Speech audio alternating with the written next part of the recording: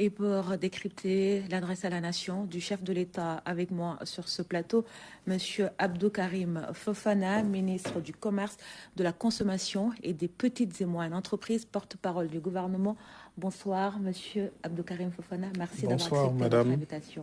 Bonsoir, merci pour cette invitation. J'anticipe nos meilleurs vœux de unité.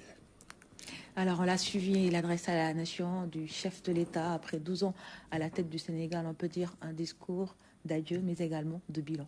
Tout à fait, un discours d'adieu et de bilan. On a senti un homme qui a fait le bilan, qui a lancé un message aux Sénégalais, un bilan d'abord parce que, au-delà des chiffres, c'est un homme qui a rempli la mission de sa génération. Vous savez, chaque chef d'État a une mission. Le président Senghor, c'est l'édification de la nation sénégalaise. Le président Abdou Diouf, c'est le renforcement de l'État.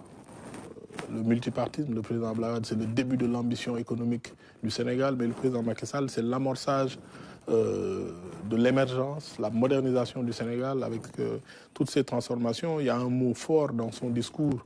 Le Sénégal de 2023 n'est sans commune mesure avec le Sénégal de 2012. Et c'est parce que son bilan est multiforme, d'abord du point de vue économique. Vous avez vu tous ces efforts qui ont été faits. Mais au-delà de ça, les analyses statistiques montrent même des choses plus étonnantes. On dit que au Sénégal, on a gagné par exemple 5 ans d'espérance de vie. On a gagné $500 de PIB par habitant, 40% par rapport aux $1 200 de 2012. Les autoroutes, la mobilité, tout ça, on n'y revient pas. Mais sur les questions sanitaires, le fait d'avoir une couverture maladie universelle, là on est au niveau du gouvernement en train de réfléchir sur la caisse qui doit financer, rendre autonome tout cela. Rien que l'équité territoriale, faire en sorte que, j'ai bien aimé la traduction ou l'adaptation au Wolof de Khalisek, quand il parle de Mengele de qui, c'est-à-dire faire en sorte que chaque collectivité, chaque communauté puisse trouver sa dignité dans ce que fait l'État. Oui, chef de l'État. Tout à fait, tout à fait. Nous qui avons sillonné avec lui le Sénégal des profondeurs entre 2009, 2010, 2011, c'était une préoccupation. Faire en sorte que le budget permette à chaque communauté, à chaque territoire d'avoir le minimum. Aujourd'hui, quand on vous dit qu'au Sénégal, en 2 mandats, on a doublé l'accès à l'électricité. On est presque à 98% sur l'accès à l'eau en milieu urbain, plus de 92% sur l'accès à l'eau en milieu rural.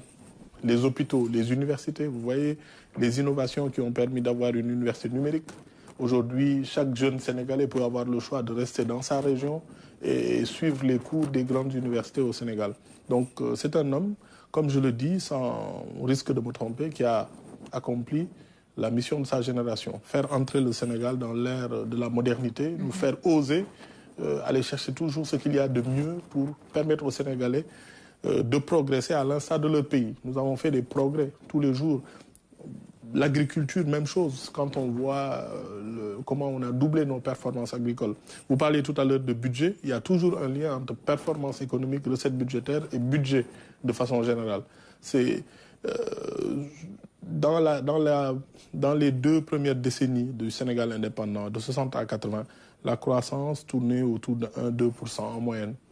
De 80 à 2000, 2,5%. De 2000 à 2012, on nous dit 3,5%. Là, on a 5,5% de croissance en moyenne depuis 2012, malgré la Covid. Malgré la Covid. Vous avez vu, le budget du Sénégal aussi a suivi cette tendance. On est passé de 2300 milliards à 7000 milliards. Donc c'est une réalité parce que si vous n'avez pas une performance économique, vous n'avez pas assez de recettes. Si vous n'avez pas assez de recettes, vous n'avez pas la confiance des bailleurs de fonds pour réaliser toutes ces infrastructures qui ne sont pas seulement des infrastructures de transport. C'est l'électricité pour la capacité de production de nos foyers, mais aussi de nos industries, de l'économie, des services. Mais c'est aussi les transformations sociales aussi, le fait de pouvoir se soigner. Vous avez vu ces performances magnifiques. Nos médecins commencent à faire des opérations pour lesquelles on faisait des kilomètres, on payait des millions pour aller à l'étranger. Donc des sentiments de satisfaction parce qu'un homme a eu le courage d'oser, de planifier je vais être un peu bavard parce que avant la planification au Sénégal, c'était sur 4 ans, 5 ans, 6 ans. Avec le PSE, le président nous dit qu'il faut avoir un horizon sur 20 ans. Chaque 5 ans, il faut un plan d'action prioritaire qui doit nous permettre d'atteindre une étape. Donc on l'a fait avec les infrastructures, les moyens de production, les moyens de compétitivité. Aujourd'hui, nous sommes sur la souveraineté. On ne parle plus de route, on ne parle plus d'électricité. C'est un vieux souvenir. Aujourd'hui, le débat, c'est comment produire plus au Sénégal, comment employer plus au Sénégal, comment exporter et créer davantage d'emplois. Il l'a dit, c'est le défi pour le futur et justement, du Sénégal. Par rapport à l'emploi, il a dit le programme Riendaoni sera prolongé sur 3 années.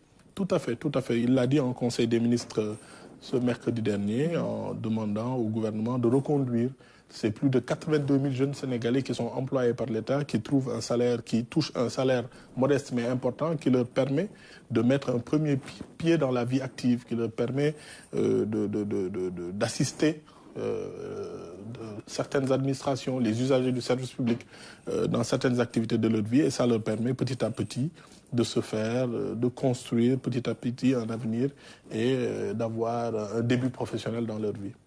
Et le volet sécurité a aussi occupé une bonne place dans ce discours, on l'a vu. Il a salué ceux qui ont déposé les armes en Casamance et par rapport à l'incinération des armes la dernière fois. Tout à fait. Au-delà de la sécurité, c'est d'abord le devoir de maintenir le legs des chefs d'État qui l'ont précédé. Le président de la République a évoqué ses prédécesseurs parce que tous, ils ont perpétué le legs de l'unité nationale. D'abord, l'unité nationale, la République. On a une forme républicaine. Chez nous, on choisit un président, il y a une alternance. Et c'est une évidence. On parle souvent du processus électoral, mais vous l'avez vu au Sénégal, certaines grandes villes sont dirigées par des maires de l'opposition, même s'ils disent souvent que le processus n'est pas clair. Quand l'opposition va en justice, ils peuvent gagner comme l'État peut gagner. Donc c'est ça la réalité de notre démocratie et aussi la pluralité de notre démocratie et la liberté de nos outils administratifs, judiciaires et autres. Alors, cette paix, pour la maintenir, il faut aussi cet esprit de paix, de cohésion nationale, de stabilité politique. Et il y a des acteurs qui aident à cela. C'est l'armée, ce sont les forces de défense et de sécurité. Et je pense que le président de la République, ces 12 dernières années, leur a rendu un hommage mérité, mais aussi la dignité, en leur donnant les moyens. Le budget de ces secteurs ont presque doublé en 12 ans. Les moyens qu'il fallait, la dignité qu'il fallait, l'écoute qu'il fallait, l'encadrement qu'il fallait. Et aujourd'hui, on voit que le Sénégal, de plus en plus, toutes ces zones où il y avait des difficultés sécuritaires, on a pu assurer la continuité du territoire, on a pu assurer aussi la sécurité des Sénégalais, malgré les soubresauts qui ont eu lieu ces dernières années. Malgré tout, l'État est resté fort, l'État est resté infranchissable. Et c'est ça le plus important. Donc c'est la perpétuation de ce legs venu de ses prédécesseurs. C'est-à-dire l'unité nationale, la forme républicaine, l'État. Et face à cela, vous avez bien entendu ce qu'a dit le président de la République. Il nous faut lutter contre l'extrémisme, le populisme, la manipulation médiatique, parce qu'aujourd'hui, ce sont les plus grands ennemis de la nation, de la cohésion nationale, de la République, de l'État, mais aussi de la démocratie. Il y a aussi les infrastructures qui occupent une bonne place dans le plan Sénégal émergent.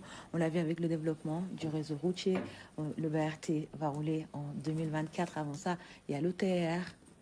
Tout à fait, tout à fait. Nous avons une démographie particulière, moins de 200 000 km², 18 millions d'habitants. Notre population croît aussi de façon très importante.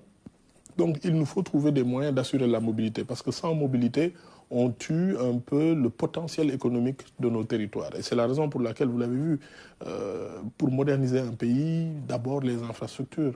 C'est-à-dire en 12 ans, on est passé de 33 km à presque 200 km d'autoroute. C'est 6 fois plus.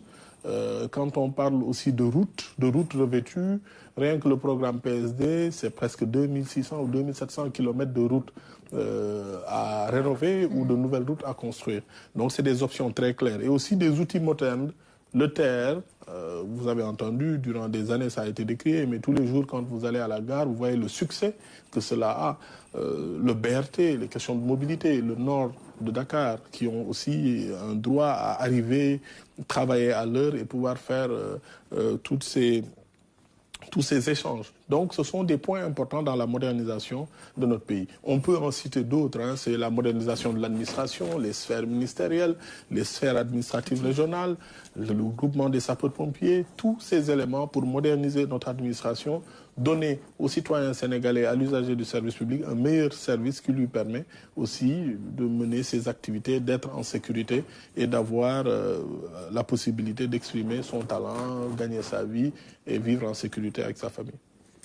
C'est un volet important, vous en avez parlé un peu tout à l'heure, c'est-à-dire l'inclusion et l'équité territoriale à travers tous les programmes sociaux de base que l'État a mis en place. Tout à fait, tout à fait, tout à fait. Je pense que c'est l'une des choses les plus importantes parce que quand on parle d'infrastructure, quand on parle de capacité de production en électricité, c'est d'abord pour mettre en place les conditions d'une transformation structurelle de l'économie, c'est-à-dire avoir plus de croissance, produire plus, avoir plus de revenus et de recettes. Mais quand on a plus de revenus et de recettes, qu'est-ce qu'on en fait? C'est pour développer le capital humain. Donc ce capital humain, c'est l'éducation, c'est la santé, mais c'est aussi permettre à des Sénégalais qui peut-être n'étaient pas pris en compte dans les politiques publiques. Je me rappelle, un économiste disait que la bourse de sécurité familiale permet de rompre la chaîne de transmission intergénérationnelle de la pauvreté. C'est-à-dire, il était courant de rencontrer des Sénégalais qui pouvaient vous dire, écoutez, moi, dans la localité où je suis, je ne vois à la gendarmerie que quand il y a feu de brousse ou vol de bétail ou ce genre de choses.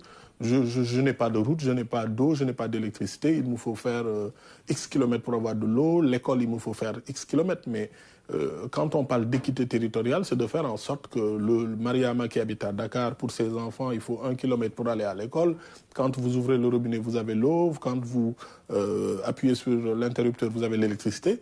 Mais celui qui est dans une localité un peu éloignée ne doit pas faire autant de kilomètres pour avoir les mêmes services que vous. On ne peut pas donner à tout le monde la même chose, mais faire des efforts d'équité territoriale, que chacun puisse se sentir sénégalais. C'est la notion de Sénégal pour tous ou le Sénégal de tous, Sénégal pour tous.